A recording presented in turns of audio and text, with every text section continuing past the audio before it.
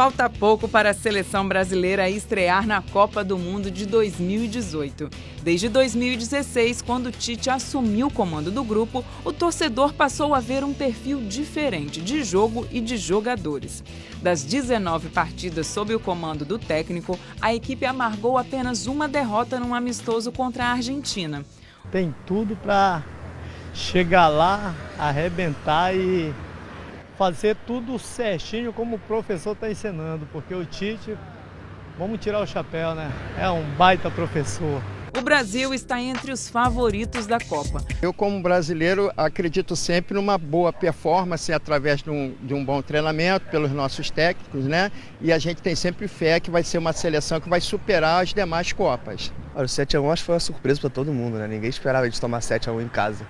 Mas o Tite, eu estou muito confiante no trabalho dele. Eu acho que as eliminatórias o Brasil jogou bastante. Então eu estou confiante. O nosso ataque eu acho que está muito bom. Com a construção do Maracanã para a Copa do Mundo de 1950, o Brasil pôde mostrar ao mundo a capacidade de realizar grandes eventos. Nascia aqui o que hoje é considerado o templo do futebol, a ideia da pátria de chuteiras. Você tem, no período de 4 Copas, em 12 anos, um tricampeonato, 58, 62 e 70. E aí essa junção futebol, nação, a seleção como pátria de chuteira, ela ficou muito forte. Ainda que eu ache que venha declinando nos últimos anos por conta de mudanças no Brasil e no mundo, com globalização, com a fragmentação de identidade, com ídolos brasileiros jogando fora do Brasil. O termo pátria de chuteiras foi criado pelo escritor Nelson Rodrigues em crônicas que retratavam a relação do brasileiro com o futebol.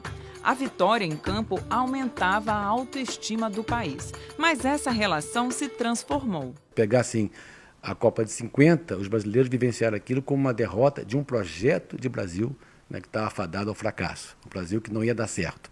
Então foi a derrota de um projeto de nação. E o tricampeonato de 70 foi visto como a vitória de um projeto de nação brasileira. Já aí, se pegar as vitórias de 94, 2002, a derrota para a França de 98, foram sofridas e celebradas como vitórias e derrotas de um time de futebol, no campo esportivo, como o 2014, o famoso 7-1, que virou piada, virou meme. O Brasil ainda é um país que valoriza o futebol, mas para Antônio Carlos Morim, especialista de marketing esportivo, o jogo nas 4 linhas não é mais a única identidade do brasileiro. A gente continua tendo um volume monstruoso de pequenos jovens jogadores indo embora do país, com o sonho de serem grandes jogadores, começando em escolinhas nossas ou escolinhas de clubes estrangeiros.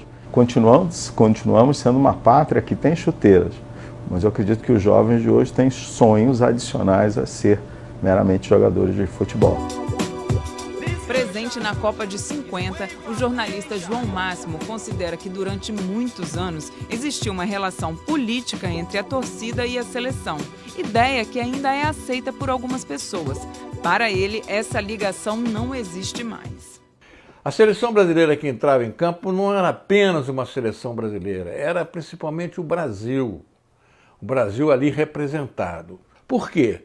Porque havia uma eleição no Brasil, uma eleição que era a primeira depois da queda da ditadura Vargas em 1945, e com ela o Getúlio Vargas voltava ao poder. Tudo isso aconteceu no ano da Copa do Mundo, né? Só que as pessoas ligavam a seleção brasileira muito a esse clima, o que não acontece hoje, por exemplo.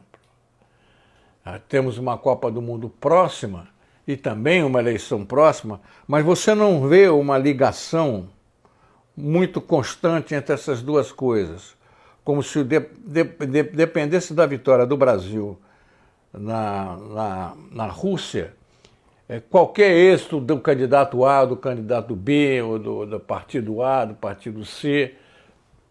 Novos sonhos e novas esperanças. Mesmo depois da derrota de 2014, fica a torcida para o hexacampeonato ou para novos aprendizados. Essa seleção brasileira é aquela em que eu mais acredito desde 2002, porque está jogando futebol, tem bons jogadores, tem o Tite, que é um técnico de cabeça feita e centrado, entendeu? pode perder, gente, é absolutamente normal. Nós aprendemos isso, é uma lição que a Copa passada deu. Você sair do estádio, ou você diz que deu um apagão e adota a tese de Parreira e do Filipão, ou diz o seguinte, pô, o time alemão era muito melhor, sabe? E vai passar para outra. Vai torcer pelo teu time, pelo Flamengo, pelo São Paulo, pelo Corinthians, no próximo domingo, que o futebol segue.